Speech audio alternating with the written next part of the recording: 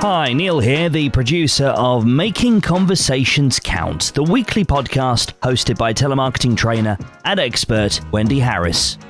Every week, Wendy has a conversation with a guest who would usually bring some business advice or some tips that can have an impact on your business.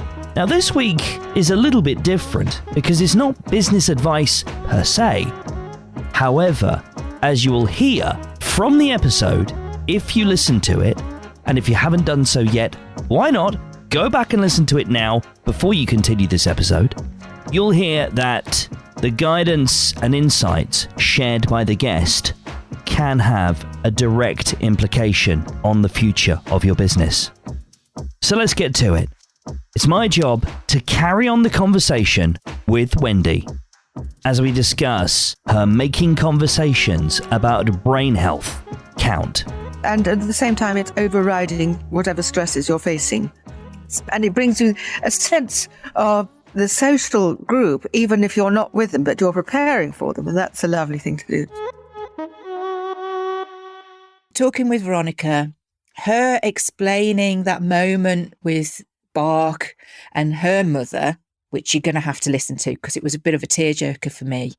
I've listened back to it since. And I thought, gosh, I've got to do something about this to help my mom. So searching out songs from the time and one thing and another just meant that when I went over to visit, I was like, hey, Mum, listen to this. And two of her sons were there and one was massaging her legs and the other one was trying not to fall asleep in the sofa because, you know, being by somebody's bedside is a little bit draining of you. You kind of get fed up of waiting, you know, and you're waiting for what, you know.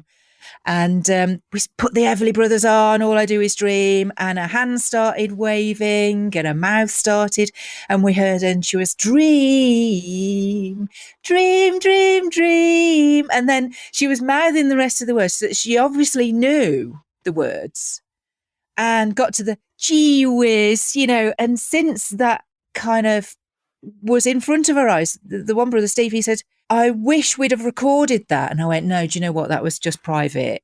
I know I'm sharing that now, but that was private in terms of how precious that memory is. Yeah.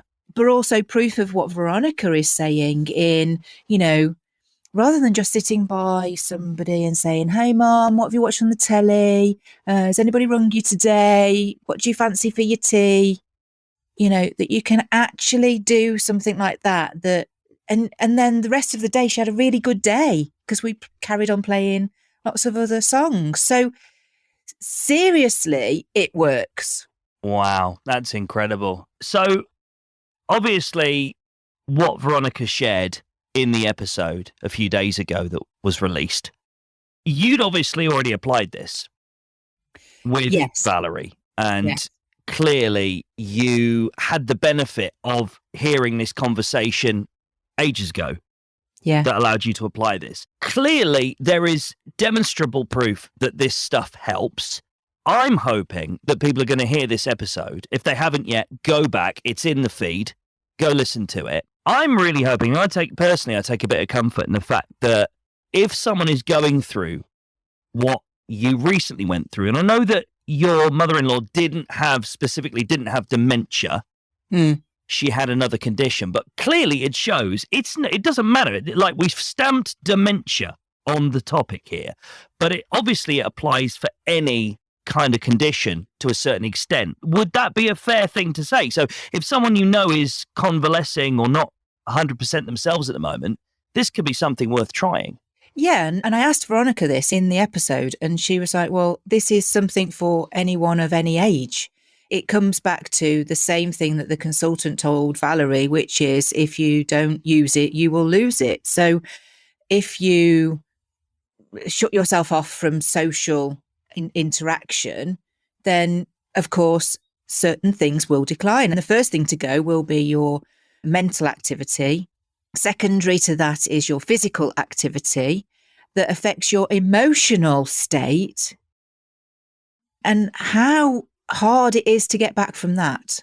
So Veronica was basically sort of saying that the ideal for anybody is to, by their 40s and 50s, to have a regular something in their diary that they do for at least an hour or two a week that keeps their brain function going. And that could be, doing a jigsaw puzzle with the family, playing Scrabble. It could be, going to a life drawing class. It could be floristry for beginners, a yoga class.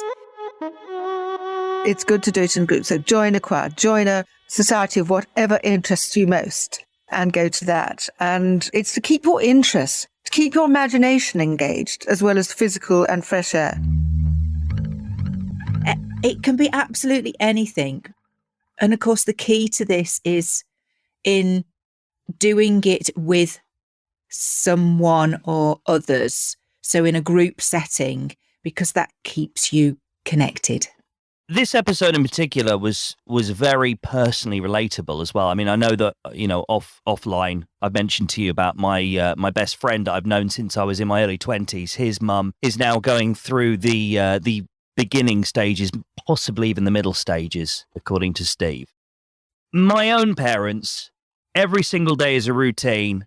They're elderly, get up, watch Sky News, moan about the world, go to bed. And for me, it's interesting. This episode's getting played very loudly, whether they like it or not, to them, because they can just...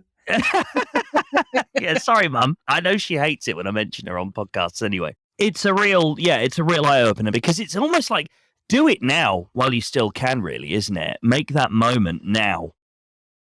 Yeah, I came at this from the point of view of being on the periphery of it happening to someone, and someone that I loved.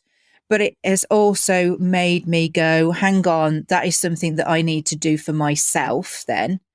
And the implication of that is that I'm a business owner. And if I don't look after that, then what happens to the business?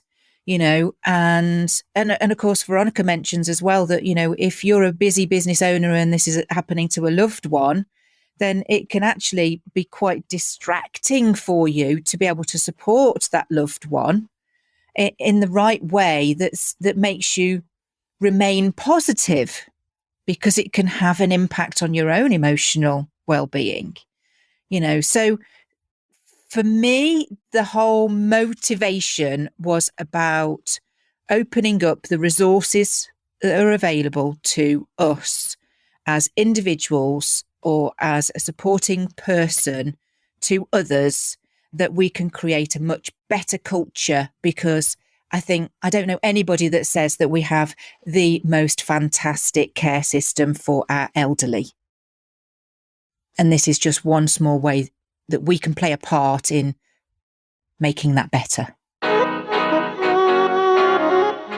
So there you have it. That's another episode done and dusted. I hope that you enjoyed the chat with Veronica Franklin Gould.